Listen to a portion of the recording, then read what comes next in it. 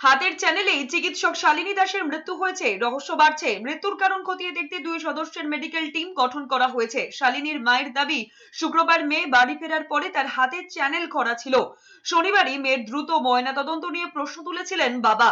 কলকাতার দমদমের বাসিন্দা শালিনী দাস পূর্ব মেদিনীপুরের কাঁথি মহকুমা হাসপাতালে 3 মাস ধরে কর্মরত ছিলেন। তার আগে তিনি তমলুক মহকুমা হাসপাতালে ছিলেন 2 বছর। অ্যানেস্থেশিয়া বিভাগের চিকিৎসক শালিনী বিভিন্ন নার্সিংহোমের সঙ্গেও যুক্ত ছিলেন। তমলুকে মায়ের সঙ্গে একটি ভাড়া বাড়িতে থাকতেন। শুক্রবার সকালে বাড়ি থেকে কাজে বেরিয়েছিলেন। পরিবারের দাবি, প্রথমে মহিষাদলের একটি বেসরকারি নার্সিংহোমে যান, সেখান থেকে তমলুকের একটি নার্সিংহোমে যান। এরপর বাড়ি ফেরেন সকাল 11টায়।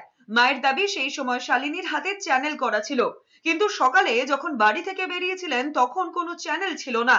মায়ের দাবি, বাড়ি ফেরার পর হঠাৎ করেই মাটিতে পড়ে যান। এরপর হাতের চ্যানেল থেকে রক্তপাত শুরু হয়। দ্রুত তাকে পাশের একটি নার্সিংহোমে নিয়ে যাওয়া হয়। অবস্থার অবনতি হওয়ায় তমলুক হাসপাতালে স্থানান্তরিত করা হয়। সেখানেই মৃত্যু হয় শালিনীর। কি কারণে মৃত্যু তা নিয়ে ধোঁয়াশা তৈরি হয়েছে। ম্যাডাম এসেছিলেন, নর্মালি এসেছিলেন, বাসেই এসেছিলেন। ওটি ছিল একটা, ওটিতেও উনি নর্মালি আছেন। ওটি অ্যানাস্থেসিয়া দিয়েছেন। অ্যানাস্থেসিয়া দেওয়ার পরে উনি বললেন, আমার ওটিটা তো আমি পুরো থাকতে পারবো না, অন্য জায়গায় ওটি আছে, আমাকে বেরিয়ে যেতে হবে। এবার উনি অ্যানাস্থেসিয়া দেওয়ার পরে আমাদের ওটি চালু হয়ে গেছে। উনি বললেন, আমি তাহলে চলে যাচ্ছি, আমার অন্য জায়গায় ওটি আছে। দিয়ে উনি বেরিয়ে গেছেন।